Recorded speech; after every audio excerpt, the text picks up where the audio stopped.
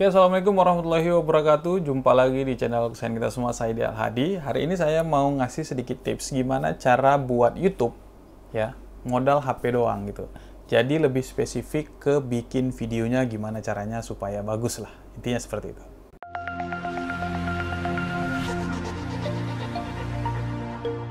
Oke, pertama teman-teman, kalau mau punya YouTube dan mau survive, tentu teman-teman harus bisa produksi video sendiri. Pakai apa? Ya kalau memang pakai kamera kayak saya ini sekarang, teman-teman harus punya kamera, terus punya lighting, itu minimal budget pasti di atas 10, teman-teman. Kalau yang memang kualitasnya seperti ini.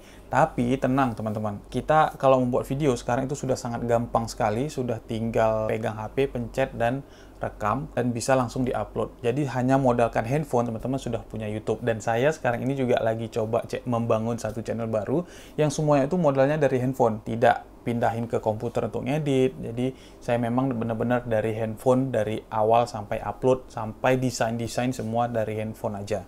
Nah, saya akan jelaskan gimana cara saya buat suatu video yang kemudian nanti akan saya upload di channel YouTube saya langsung semua dari handphone. Nah, tahap pertama adalah tentu teman-teman harus punya handphone dulu. Apapun handphonenya teman-teman ya. Jadi nggak mesti handphone yang bagus, harus iPhone. Yang penting handphonenya punya kamera. Tapi saran saya teman-teman, kalau teman-teman memang mau serius produksi video di YouTube, teman-teman harus mikirin nih, teman-teman udah rekam di handphone, kemudian ngedit di handphone, kemudian upload juga di handphone, artinya teman-teman akan membuat si handphone ini kerja keras ya. Jadi banyak pekerjaan yang dilakukannya dalam satu waktu. Jadi saran saya teman-teman pilih handphone yang memang memorinya besar, RAM-nya juga lumayan, dan kalau bisa baterainya juga awet gitu kan. Kalau saya sih sebenarnya recommended-nya itu ya kalau nggak iPhone ya Samsung gitu. Cuma tergantung teman-teman lah, tinggal teman-teman nanti menyesuaikan dengan alat-alatnya sendiri. Nah, tapi saya contohkan di phone ataupun handphone yang biasa saya pakai gitu ya. Nah, biasanya teman-teman, saya itu produksinya itu pakai video yang ada lensa wide-nya. Kenapa? Karena,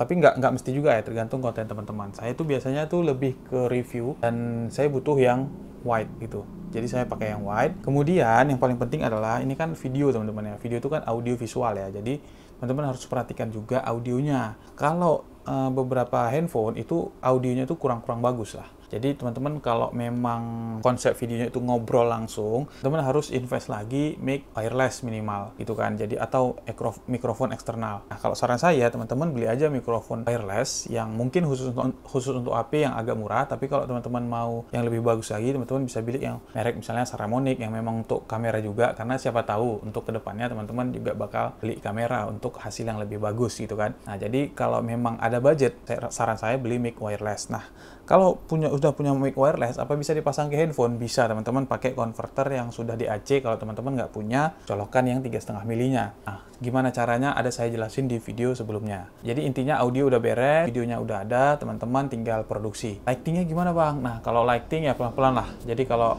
saya konsepnya itu karena bikin video review di outdoor, jadi saya nggak perlu lighting. Jadi memang udah terang. Karena rekomendasi saya, kalau teman-teman produksinya pakai handphone, teman-teman jangan indoor gitu kan.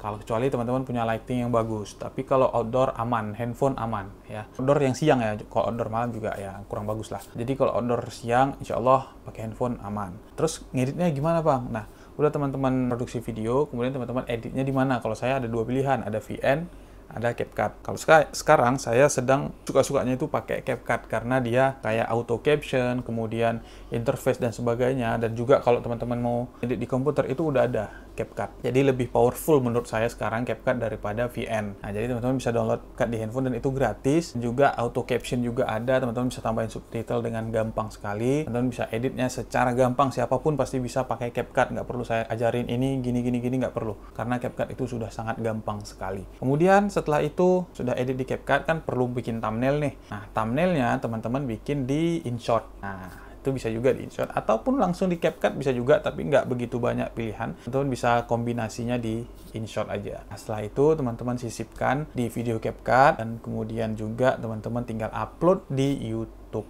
Jadi teman-teman, rangkaiannya dari membuat video, kemudian dari pakai mic wireless dan editing di CapCut, bikin thumbnail di InShot, kemudian uploadnya juga langsung di handphone, teman-teman sudah bisa punya akun YouTube dan bisa produksi video yang bagus, tentunya dengan modal handphone aja ya. Ya, jadi teman-teman nggak perlu khawatir, nggak perlu minder, bisa nggak aku bikin video YouTube yang bagus dengan modal handphone doang. Dan yang paling penting yang teman-teman perhatikan adalah audio tadi ya teman-teman ya. Jadi kalau audionya bagus, itu lebih dihargain daripada video kalian bagus tapi audionya jelek gitu kan.